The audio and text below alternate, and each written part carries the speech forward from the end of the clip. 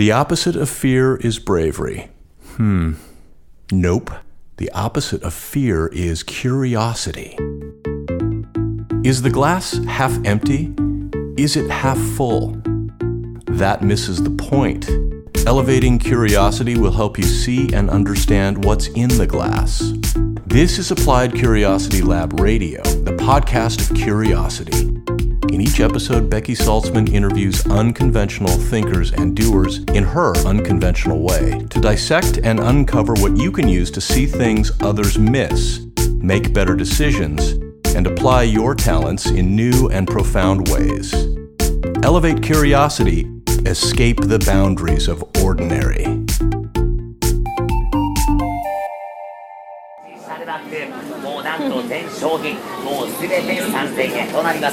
JR の高架下の耐震補強工事ね、次に順番が来ちゃいまして、もう間もなくをもちまして、こちらの店舗、お店片付けの準備が始まります。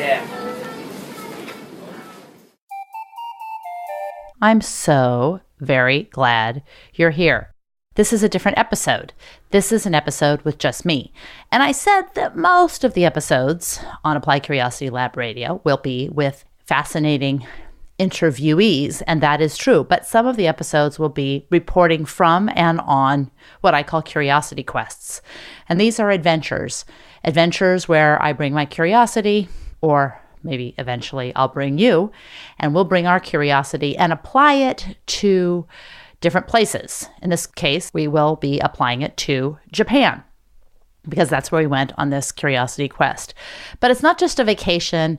It's actually a specific adventure where we take curiosity and certainly have fun, certainly have adventure, try new foods, meet new people. But it's really a way to extract insights and wisdom and actionable bits that we can apply to our lives, to make our lives better, to make our lives more adventurous, to obtain business ideas, to kind of shake our brains, and to revolutionize the way we think. So that's the purpose of these curiosity quests. And that was the reason that we went to Japan. I mean, of course, we went to Japan to have fun and do all the things that normal people do when they travel. But the reason that I'm reporting on all this, and the reason that this is a podcast episode versus just a trip, is that I want to share some of the cool things about Japan, but I also want to share some of the insights and things that make me curious and things to think about to help us use these trips to revolutionize the way we think. So here goes. We flew into Osaka because we were going to start our adventures in Nara. And Nara was the very first capital of Japan. And we woke up in the rain the next morning and walked to see the largest bronze and gold Buddha in the world, and visit the temple and visit Nara Park. And on our way to this sacred area, this ancient area, you're walking through Nara, which is old and beautiful, full of antiquities, and deer, because deer are sacred. So they kind of roam free in the town, and particularly in the park and around the temple. And at first it's kind of interesting because they're so cute and they're little deer, and you want to feed them these kind of cookies that you can buy from vendors, and people are feeding them all kinds of crap, which I'm sure is really, really unhealthy for them. And at first they're, like I said, really cute, and then they're coming up to you, and they're so domesticated that a couple of them actually pried their nostril into my purse and started tearing at papers and my map in my purse that I needed so we could get around. And even one grabbed my wallet and was yanking at it. I was literally like tug of warring with this one particular deer. And then the randy male deers are chasing the female deers around and trying to hump them. And so what started as very novel and cute became kind of like, oh, another deer, and they're bothering us. And that is indicative of a lot of what happens when you see something for the first time and it's amazing and it's interesting and it's fascinating, and then it becomes mundane. And that led me to my first kind of insight thought was, how can we keep our interest in the novel and the exciting and the new, even when we've seen it over and over again? How do we continue to find the mystique in the mundane? And even when we got to the first temple in Nara to see the amazing Buddha and the surrounding bodhisattvas and all of the interesting artifacts and antiquities. It was just mind-blowing. And we stopped at every shrine and every temple along the way and just took pictures. And even by the end of the day, oh, do we want to walk 4 more blocks for this additional shrine? No, let's just get back because we had to catch a train to Kyoto. But I want to just say that if you are considering traveling to Japan, definitely stop in Nara, which is in the Nara prefecture, which is just on the outskirts of Kyoto. So we took a train to Kyoto from Nara. It was about an hour.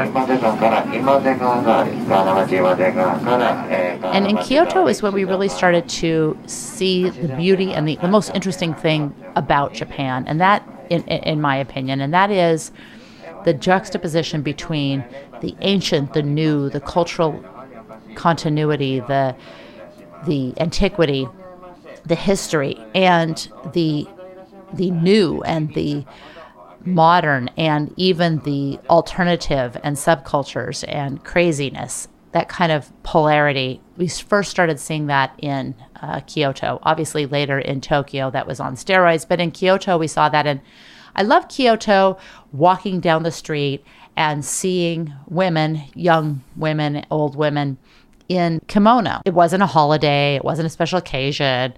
It was just their everyday garb. And I have some questions that I'm still curious about because I don't know, which is this some kind of tradition where families pass this on, and this family has always had their women have always chosen to dress in kimono? Is this a new trend? Is this something that people embrace? How do they decide to do that? There are also men, and I apologize, I can't remember the name of their traditional kimono equivalent, but there were a lot of men also in traditional garb. And they're walking down the street with people just dressed as everyday, normal pair of jeans, shorts, whatever, and also funky, cutting edge fashion. So just looking down the street, you can see all of it.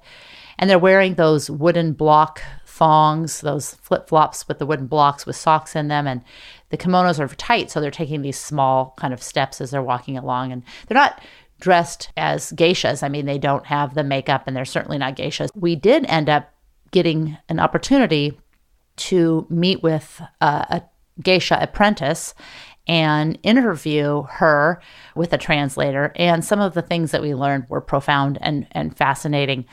The geisha culture is down to about 130 geishas in all of Japan, and 100 of them are in Kyoto. Although in Kyoto, the geishas are called geiko. The apprentice geikos are called maikos. And maikos generally start training at the age of 15, and it usually takes them 4 or 5 years in training to then become a geiko or a geisha. And while they are in training, they are completely under the administration of and support of their geiko/geisha mother. They can't go out, they can't date, they can't have cell phones. They really go to one of two places. One, their geiko mother's home or place where they live, and then 2, to the tea house for entertaining. And their school stops at the end of junior high, their formal education, and then their education specifically and exclusively becomes training to be a geiko or geisha, which includes Japanese history, traditional Japanese music, learning of traditional Japanese instruments, and entertaining. And not much beyond that. They have their hairstyles in this very specific kind of elaborate concoction with hair sticks.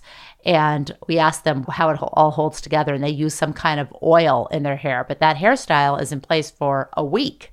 And so they have to sleep on these little wooden pillows that look exceedingly uncomfortable. And then they redo their hair once a week. I actually asked what kind of skincare they use because they all have such beautiful skincare. And they said Nivea, which I thought was hilarious. They learn to put on their makeup. They learn to tie their kimonos in the certain way of a geisha. And they are in that training for, like I said, 4 to 5 years. This particular Mako came from a village outside of Kyoto. And she decided that she wanted to be a geisha when she saw a television program about geishas. No one in her family had been a geisha. When she approached her parents, they were shocked, not thrilled. But she has decided that that's what she's going to do. And at the end of their apprenticeship, the 5 years, then they decide whether they want to become full-fledged geisha / geckos. And this woman that we were interviewing, has decided that that's most likely what she wants to do. Once you become a geisha, you are supported by your sponsor. And that sponsor, as I gather, is a man or maybe men who you entertain for, and they sponsor you so that they have access to your entertaining them in the tea houses. I always thought that there was a sexual undertone with geishas, but it turns out that's not the case. It's strictly a very elaborate form of entertainment. And, whether individual geishas make decisions to do more or less, that wasn't part of the questioning, but certainly it is not a sexual kind of relationship any more than someone would find it sexual to be waited upon and entertained. It's really hard because of these sponsorships. It's really hard for someone that's not Japanese, and particularly someone who's not well connected, to ever get to have a geisha perform. We were lucky to have this opportunity to have a Miko perform for us and be able to ask these questions. But I guess when Gorbachev came to Kyoto, he wanted to see a geisha and have a geisha perform or entertain him, and he couldn't do it. So it's not easy. You have to be in the know. You have to hopefully be Japanese and or know someone who can invite you. So it's a very closed society, the geisha community. Once you are a geisha and you're supporting Maikos, you then are like the den mother, and you also obtain money through the entertainment that you provide and the entertainment that your apprentice Maikos provide. So it's an interesting culture that goes back thousands of years. And it made me think about and really be curious about ancient cultures, because some of the people that were also there asking some of the questions, it was apparent, most of them were Western, and it was apparent that there was some element of judgment about how little these girls are educated, judgment about the fact that they are in a career that essentially is objectifying themselves or objectifying women. And all of that may be very, very true, but it also is a very ancient culture and seeped in an ancient culture for which people have pride. And that could be the case for a lot of things that could be seen as chauvinistic or misogynistic or even abusive toward women. And it really begs the question of heritage and tradition and the role of heritage and tradition in our lives. And specifically with the movement toward globalization, the movement toward kind of a one world people. We as human beings are tribal creatures. So what happens when we erase the tribes and become one? We look for like-minded people. And that's just what we do. And maybe we look to our heritage, our geographic heritage, our racial heritage, our cultural, religious heritage, our political heritage, our political ideologies. All of these things are what bring people together. It's why people say, hey, I want to get together with like-minded people. And that always gives me pause, because that can be a very wonderful, empowering thing, but it can also be a dangerous thing. And it's kind of makes me think of the difference between, for example, patriotism and nationalism. And, the geisha culture is clearly a patriotic culture. It's a very historic culture, rooted in history, rooted in Japanese history, unique to Japan, versus a nationalistic kind of thing, which is pushing other cultures away. But, to a certain extent, it is exclusive to the Japanese people, or at least it's a lot harder for non-Japanese people to participate. In this case, they were very open, very sharing of their culture, and it was fascinating, and I really, really appreciated the opportunity. What happens when your culture and your pride of culture is intricately intertwined with someone else's cultural tragedy? And that can be Southern culture being totally intertwined with the tragedy and atrocities of slavery. Or what happens when your culture is intertwined, your own culture is just inextricably intertwined with tragedy. And that can be, again, slavery or the Native American culture or even, the Holocaust culture. These are some of the things that I was thinking about as I was listening to the Maiko describing with pride their culture and seeing some of the people that were interviewing them clearly shocked, appalled at the objectification of women. And that was a very interesting finding and one of my takeaways on this curiosity quest. I don't have answers. Curiosity is more about questions than answers, and that might be frustrating for some. Some people might want tidy takeaways, but in this case, living curiously is, for me at least, more about questions than answers. So those were some of the things that I was thinking about. The rest of Kyoto was amazing. The food markets, shrines, the temples, the shops, the people, the vibrancy. I could go back again and again. After we left Kyoto, we went to Koyasan, which was a mountain region where we took this funicular/tram. It was almost at a 90-degree angle up into the mountains, where it's a Buddhist enclave. And up until a number of years ago, only men and only monks were allowed up in Koyasan.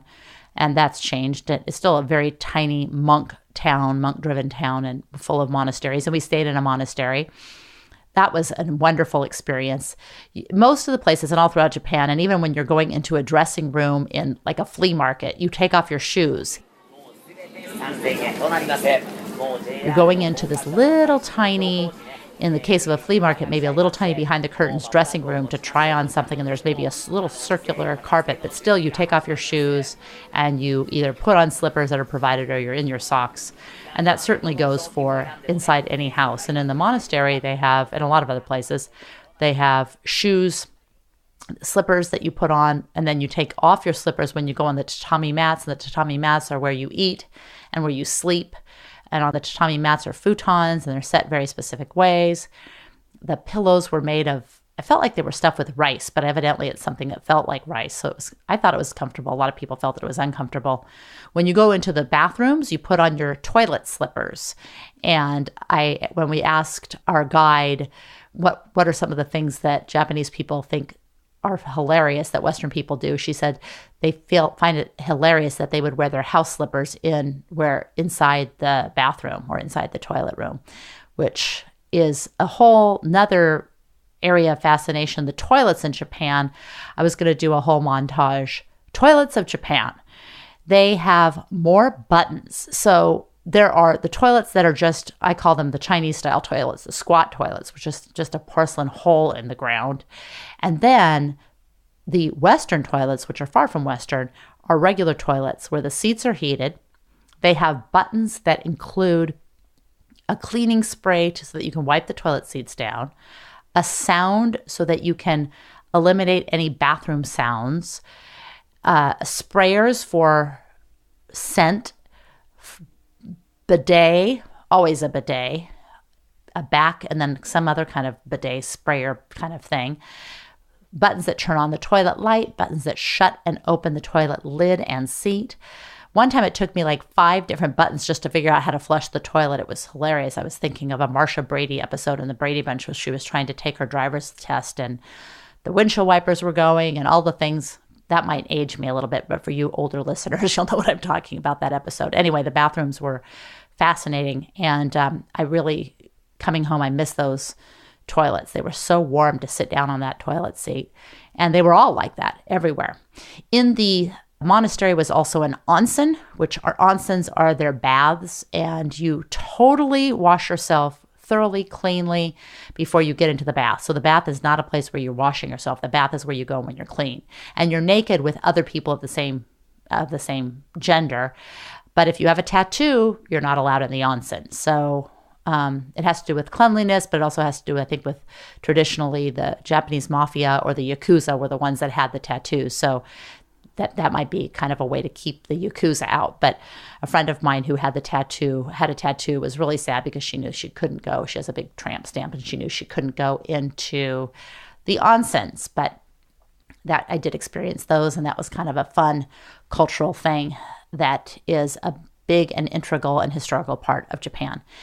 Also in Koyasan is the ancient graveyard, which was fascinating in that it goes all throughout the woods and it culminates at the top at a monastery or temple where the Kobayashi, I think it's the first Buddha or monk that brought Buddhism it came from India to China to then Japan, and then somewhat integrated with Japan's indigenous religion of Shinto. But this particular monk has been meditating for, I think, like 500 years.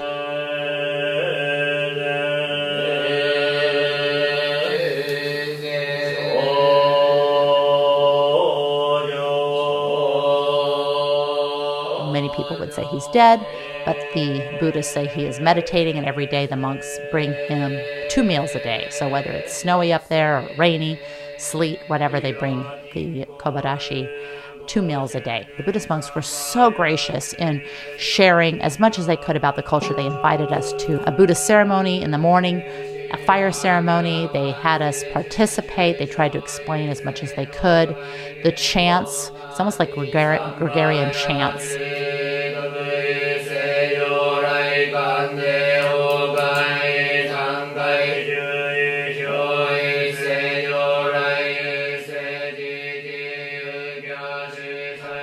But the takeaway from that was that, like a lot of religions, there are a lot of what I would call accoutrements, physical accoutrements, or tchotchkes, that they use as part of their ceremony. And I found it very similar to when I was in South America visiting the home of some very religious Catholic people, and all of the accoutrements and tchotchkes that they have. And we humans are interesting in that we infuse so much meaning in physical objects, whether we fight over heirlooms and families break up over things that we want that are physical things that really otherwise would not be infused with meaning. I mean, much more so than the monetary value of things. And it seems to be kind of a universal human condition. I mean, some people are much more hoardy about things or much more into collectibles than others. But it seems to be a very common human condition to collect and infuse meaning and spirituality in things. And so the Buddha ceremony was very interesting because there were so many things, from sticks to fire to sounds to gongs to sand to incense to metal objects to bells. It was just fascinating to see the use of all of these things. And I was so curious to know, when did this start or how did this come about? But there are only so many questions you can ask before you sound annoying. And oftentimes I breach that way too easily. So that was a great experience in Koyasan. And if you do go to Japan, I highly recommend that you do that and stay in a monastery.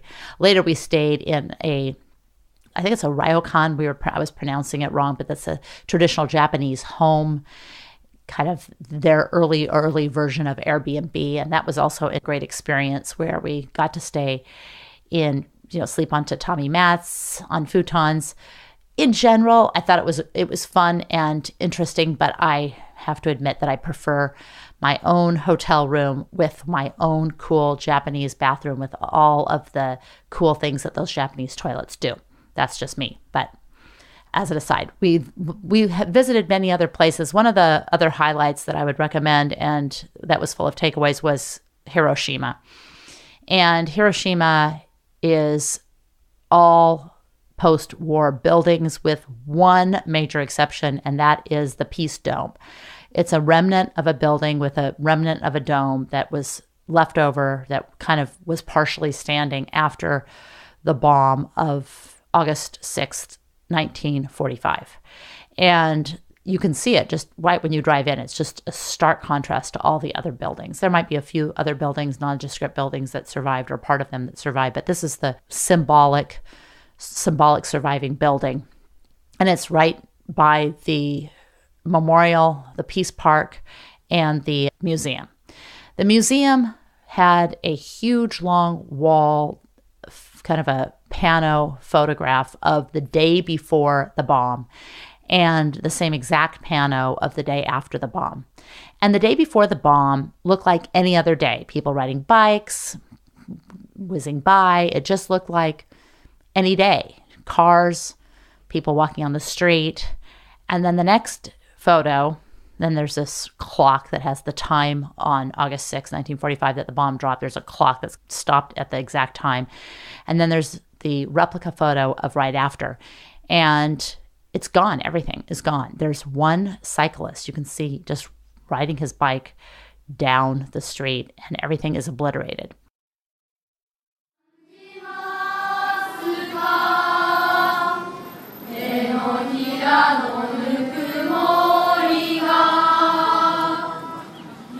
And I'm sure that those people on August 5th weren't thinking of the fact that they are living in history. They were thinking that they're modern. History was yesterday. And I think we all make this mistake. We all fail to understand that we are living in history, meaning we are tomorrow's lesson. And my one wish while I was there, 500 miles away from North Korea, watching the dipshittery of the tweets back and forth between two braggadocious men and their minions, was that I wish that someone could drag them to see these photos and this lesson and have them realize that reading the documents of the men who sealed the fate of thousands, if not millions ultimately, of people, that these decisions were simple decisions, errant decisions, decisions that weren't infused with any kind of spiritual greatness, but just decisions of regular people that changed the course of the world on a specific day. And I also was curious about whether the kind of the slant would be anti-American or pro-Japanese or justifications, but it really wasn't. It was really to promote peace. It was very factual. It was enlightening. It was scary. It was devastatingly sad, but it was not political or propaganda. It wasn't a whole propaganda piece. And that I was very appreciative. And I think that anyone would benefit from a trip there to learn the lessons. And I wish that people in power would take the time to go and see that we are living in history and we are not immortal. And yet we can affect things today that could have huge ramifications for tomorrow. And we are tomorrow's history. So anyway, that was kind of an interesting takeaway. I couldn't help but think about that the whole time we were there. And it was raining, and it's a beautiful town. There's mountains in the background. There's a river running through it, cyclists all over. I was wondering if it was still radioactive, and everyone said, no, it's not. But I kind of wonder when you think about the half-life of radioactive material. But again, maybe I don't want to think about that too much. And clearly, it's a whole city where people are living, so hopefully that's not an issue. We visited some other places that included some places with palaces. And the one interesting thing about the palaces throughout Japan is that for the most part, there might have been some exceptions, but for the most part, no one lived in the palaces. So the emperor didn't live in the palace. The shogunate didn't live in the palace. The palaces were there for showing military and political might, bravado.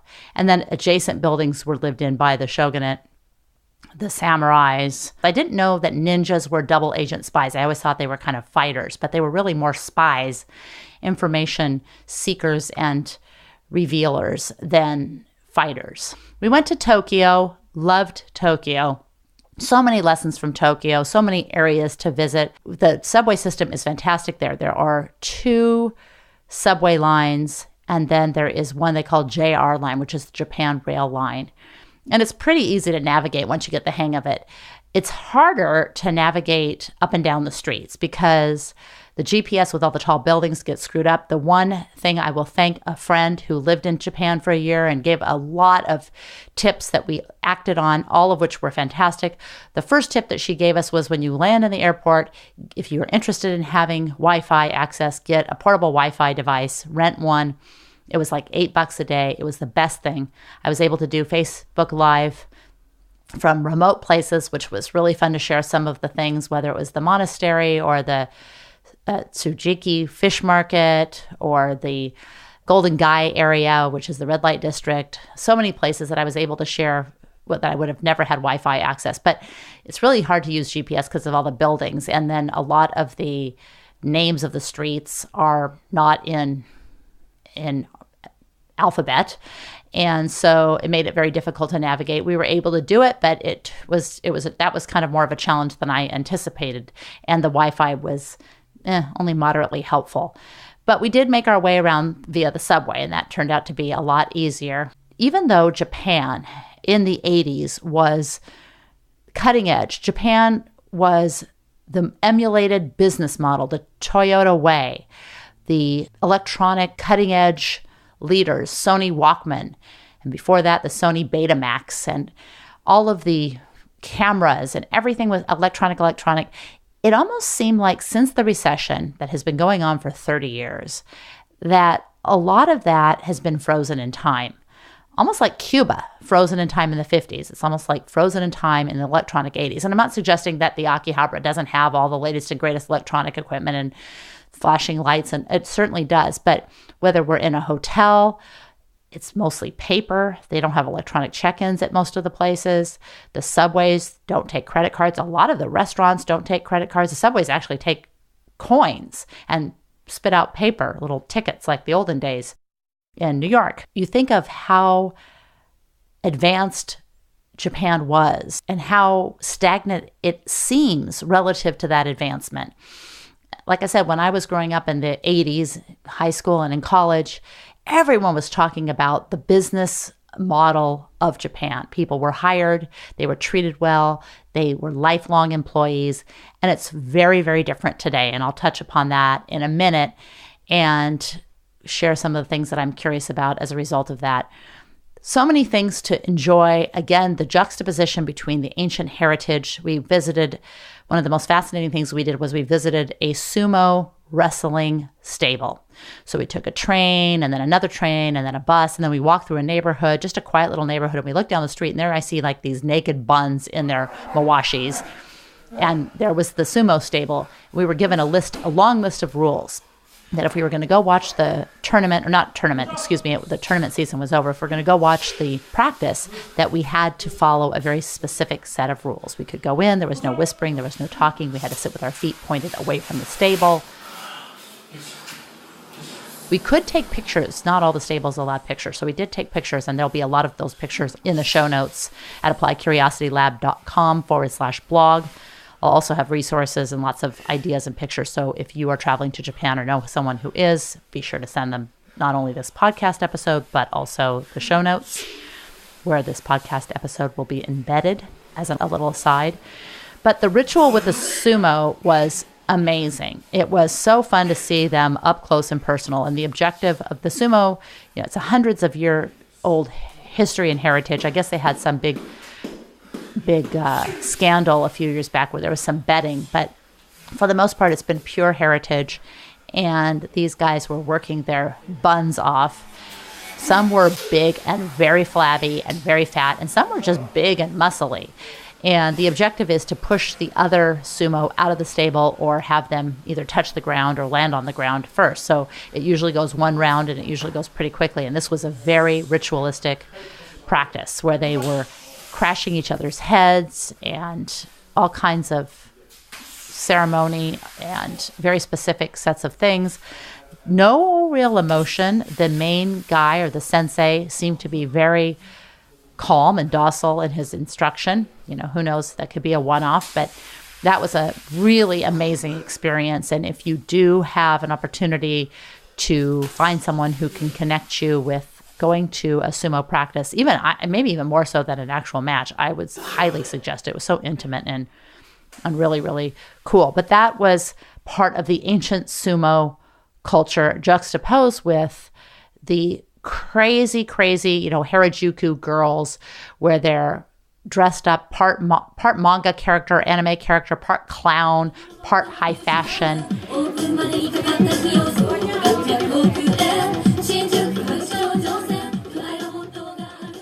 Very, very fun area where there's all kinds of shops. And within the Harajuku area, there's all these stairs where you can go down, and there are rooms and rooms and rooms of photo booths. And each of the photo booths in these rooms are themed. So a bunch of high school girls or junior high girls can go in and take pictures as Barbie dolls or as clowns or as love creatures or as, I don't even know, or with looking like rock stars. And I thought to myself, that's kind of strange because you think you could just do that with a Snapchat filter, but there are places and places, I can't remember the name of these places, down the stairs, one after the other, filled with these booths. There are vending machines everywhere throughout Japan.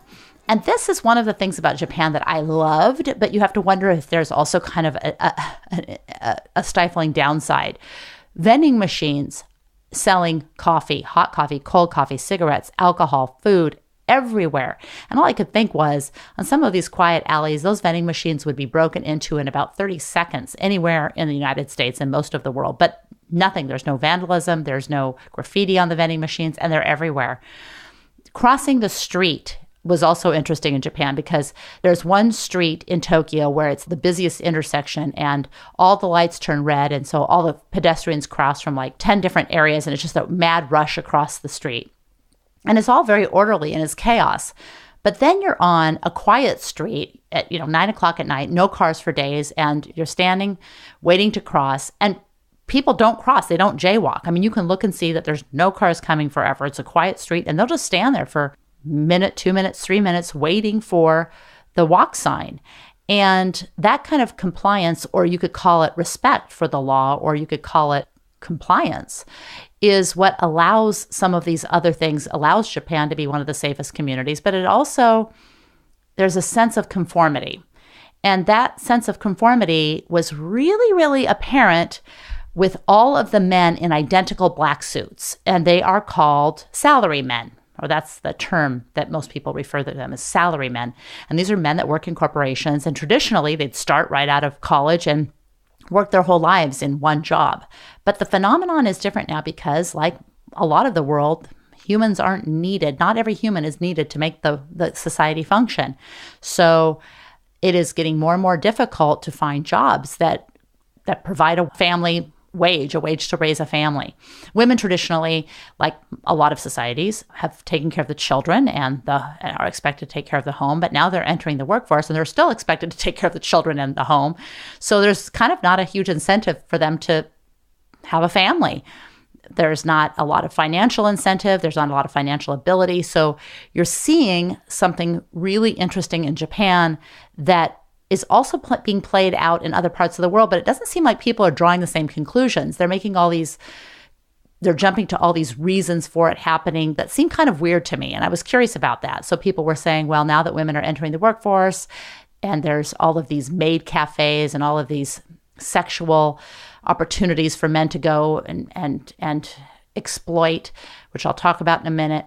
Maybe they don't need to get married anymore, or maybe there's just not incentive for the women to marry these guys when they have just as good a job. And, that's certainly, all of these things are, I'm sure, small parts of it. But a greater part of it just might be that the society, like a lot of societies, are able to function with fewer people. And yet there is this expectation that people work, and a complacency that people have a job, dress the same way, go to the same corporation, have the same things, and the same expectations are put upon them. And you see this at 8 o'clock at night. All of these guys in black suits, literally black suits, are all coming home from work. And the more you read about it, the more you question, there isn't enough work for them to be working till 8. But a lot of them don't want to be the first to leave because it affects company morale. They don't want to leave before their boss. And they are evaluated on how long they work, not how effectively they work. So there's a disincentive to be productive. Like if you hurry and get your job done at noon, you're not going home any earlier. So there's not really a lot of work in a lot of cases to be productive for all of those hours. It's an interesting phenomenon, and it's resulting in very high rates of suicide. So there's some downsides to this complacency, but there's some upside. And that's why, curiously, looking at some of these things from a vantage point of curiosity will give those insights and allow those insights to percolate and come to the fore, because it's not always these tidy takeaways that it's all good or all bad, like anything.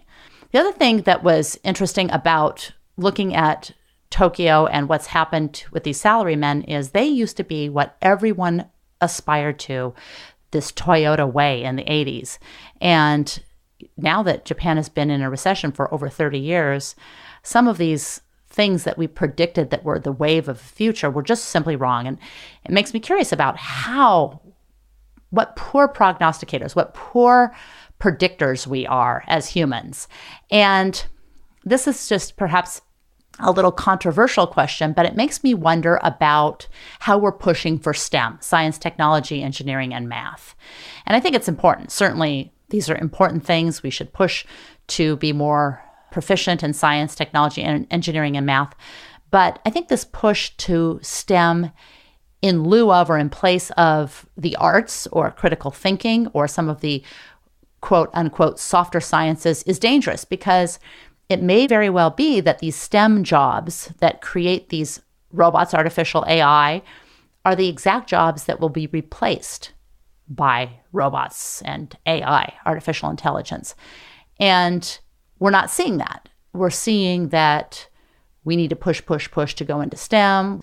We don't need the psychology. We don't need the arts. We don't need the culture. We don't need the ethics, the study of ethics, anthropology, history. These are things that don't have a good return on our investment for our students to learn in college.